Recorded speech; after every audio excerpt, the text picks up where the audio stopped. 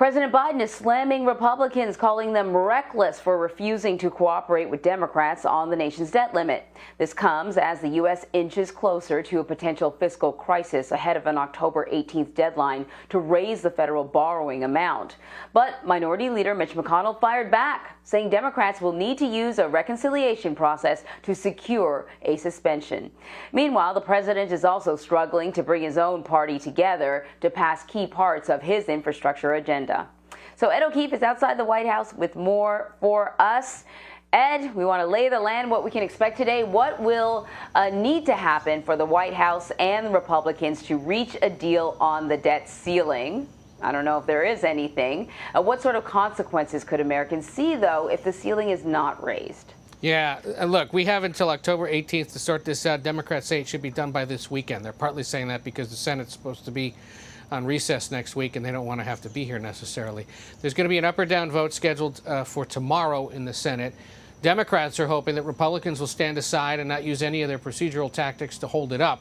That would mean, though, that at least 10 Republicans have to vote with all 50 Democrats to allow the bill to move forward. And Republicans have said so far that they remain opposed to helping in any way to let Democrats increase the debt limit. So we'll see. The staring contest will continue, and this could begin to have real detrimental effects on the nation's finances and the stock markets, not only here in this country, but around the world, if it's seen that the U.S. is fiddling with its debt. If this debt limit is exceeded starting on the 18th, it could mean things like a downgrade in the nation's credit limit or credit rating. It could also, of course, mean the U.S. can't pay its bills, so Social Security payments, pension payments wouldn't go out. Interest rates could spike, the stock market could tank, all sorts of potentially detrimental effects to the economy at a time when the recovery from the pandemic is still, in the eyes of some economists at least, quite perilous. Yeah. So now on to, speaking recovering from the pandemic, on to the president's domestic agenda. We know that Senator Manchin is looking to slash the cost of President Biden's $3.5 trillion Build Back Better plan. You know, if there's one thing that I have noticed about President Biden in watching him is he doesn't mind waiting for an outcome on something that he thinks is important. He might, you know, impose deadlines, but sometimes he doesn't mind blowing through them. And he has been known to compromise. So do we know how low President Biden is willing to go to get his bill passed and where the numbers stand now? This is why I like talking to you, Anne-Marie, because you do pay close attention. And you're right. He likes to blow through deadlines, and he's totally willing to compromise, in part because he's been a senator.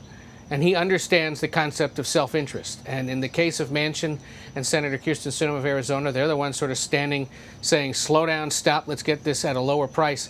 It's because they understand that in their states, at least, the politics of this is unacceptable if it comes in at $3.5 trillion. So last night in a virtual call with members of the House Congressional Progressive Caucus, the president, we're told, essentially said, look, the price right now is about $3.5 trillion. Let's get that down closer to $2 trillion, 1.9 to maybe 2.3.